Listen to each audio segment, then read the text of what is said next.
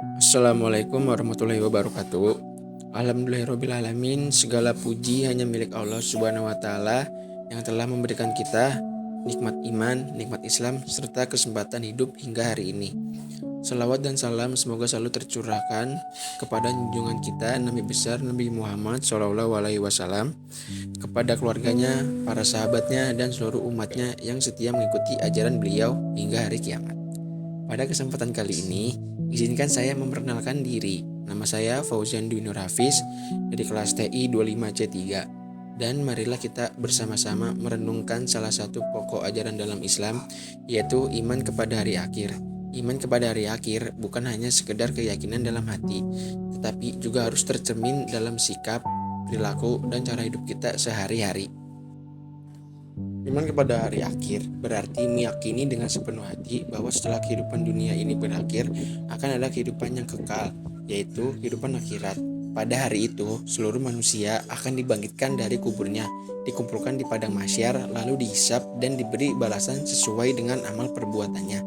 Allah Subhanahu wa Ta'ala berfirman pada Quran surat Al-Hajj ayat ke-7, yaitu wa anasyaata atiyatun la raiba fiha wa anallaha yab'atu man fil kubur, yang artinya, dan sesungguhnya hari kiamat itu pasti akan datang, tidak ada keraguan padanya, dan sesungguhnya Allah akan membangkitkan siapapun yang ada di dalam kubur. Ayat ini menegaskan bahwa hari akhir adalah sebuah kepastian mutlak, bukan sekedar cerita, mitos, atau simbol. Setelah kita memahami pengertian iman di hari akhir, selanjutnya mari kita bahas macam-macam kiamat dalam Islam. Dalam ajaran Islam, kiamat tidak hanya dipahami sebagai satu peristiwa besar saja, tetapi para ulama menjelaskan bahwa kiamat memiliki beberapa macam atau tingkatan. Pemahaman ini penting agar kita semakin sadar bahwa kematian dan kehancuran dunia adalah sesuatu yang dekat dan nyata. Yang pertama, kita akan dihadapi kiamat sugro. Kiamat sugro adalah peristiwa kehancuran atau berakhirnya kehidupan secara individu, yaitu kematian setiap manusia yang meninggal di dunia atau bahkan mengalami bencana alam, maka baginya telah datang kiamat kecil. Rasulullah SAW bersabda pada hadis riwayat Al-Bahaiki yang berbunyi, "Iza mata al insanu faqad qamat kiamatuh," yang artinya, apabila seseorang meninggal dunia, maka sesungguhnya telah datang kiamatnya.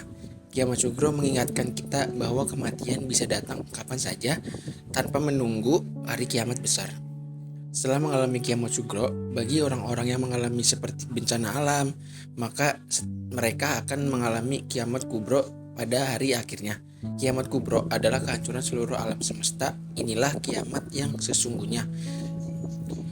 Ketika dunia seisinya hancur, lalu manusia dibangkitkan kembali untuk dihisab. Allah Subhanahu wa Ta'ala berfirman pada Quran surat Al-Zalzalah ayat pertama, "Iza zalzulatir ardu zilzalaha," yang artinya, apabila bumi diguncangkan dengan guncangan yang dahsyat. Dan Allah juga berfirman pada Quran surat At-Takwir ayat pertama, "Iza si syamsu kuwirat," yang artinya, apabila matahari digulung. Kiamat kubro menandai berakhirnya seluruh kehidupan di dunia dan dimulainya kehidupan akhirat yang kekal. Adapun tahapan yang pertama setelah meninggal dunia, yaitu manusia memasuki alam kubur atau barzah, tempat pertama dari perjalanan akhirat. Rasulullah SAW bersabda pada hadis riwayat Tirmizi, "Innal kubro awalu manzilin min manazilil akhirah," yang artinya, sesungguhnya kubur adalah tempat persinggahan pertama dari tempat-tempat akhirat. Di alam kubur, manusia akan merasakan nikmat atau azab sesuai dengan amalan selama hidup di dunia. Setelah meninggal pada hari kiamat, seluruh manusia akan dibangkitkan dan dikumpulkan di padang mahsyar. Allah Subhanahu wa Ta'ala berfirman pada Quran Al-Mujadilah ayat ke-6, "Yauma yab'atuhumullahu jami'an fayunabbi'uhum bima amilu," yang artinya, pada hari ketika Allah membangkitkan mereka semuanya, lalu memberikan kepada mereka apa yang telah mereka kerjakan. Setelah dibangkitkan, manusia akan dihisab dan amalnya ditimbang. Tidak ada satupun amal yang terlewat. Allah Subhanahu wa Ta'ala berfirman pada Quran surat Al-Zalzalah ayat 7-8, "Faman ya'mal misqala dzarratin khairan yarah wa man ya'mal misqala dzarratin syarran yarah, yang artinya barang siapa mengerjakan kebaikan seberat zarah, niscaya dia akan melihat balasannya, dan barang siapa yang mengerjakan kejahatan seberat zarah, niscaya dia akan melihat balasannya. Ayat ini mengajarkan kita untuk tidak meremehkan kebaikan sekecil apapun dan tidak menganggap ringan dosa sekecil apapun.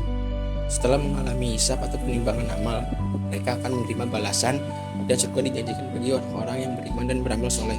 Allah Subhanahu wa Ta'ala berfirman pada Quran surat Luqman ayat 8, Innal ladzina amanu wa amilus solihati lahum jannatum naim, yang artinya sesungguhnya orang-orang yang beriman dan mengerjakan amal soleh, bagi mereka surga-surga yang penuh kenikmatan, dan sebaliknya neraka adalah balasan bagi orang-orang yang ingkar dan durhaka. Allah Subhanahu wa Ta'ala berfirman pada Quran surat Ali Imran ayat 131, Wattaqun naral lati uiddat lil kafirin, dan peliharalah dirimu dari neraka yang disediakan bagi orang-orang kafir. Contoh peristiwa yang dikaitkan dengan iman kepada hari akhir. Ketidakjujuran dalam kehidupan sehari-hari. Dalam kehidupan sehari-hari sering kita jumpai peristiwa ketidakjujuran, misalnya saat sedang ujian, bekerja, atau berdagang. Ada orang yang mencontek saat ujian, mengurangi timbangan saat berjualan, dan berbohong demi keuntungan pribadi. Sebagian dari mereka beralasan bahwa perbuatan tersebut tidak akan diketahui oleh orang lain dan tidak langsung menimbulkan akibat, karena merasa aman, perbuatan itu pun terus-menerus dilakukan. Peristiwa tersebut menunjukkan lemahnya penghayatan iman kepada hari akhir. Orang yang benar-benar mengimani hari akhir akan menyadari bahwa setiap perbuatan sekecil apapun akan dicatat dan dihisab oleh Allah Subhanahu wa Ta'ala. Ia yakin bahwa meskipun perbuatannya tidak diketahui manusia, Allah Maha melihat, dan kelak di hari akhir akan ada pembalasan atas segala amal perbuatan. Pelajaran yang bisa kita ambil yaitu dari peristiwa tersebut kita dapat mengambil pelajaran bahwa iman kepada hari akhir seharusnya mendorong kita untuk selalu bersikap jujur, baik saat diawasi maupun tidak. Kejujuran bukan hanya dinilai di dunia, tetapi juga menjadi bekal penting di akhirat.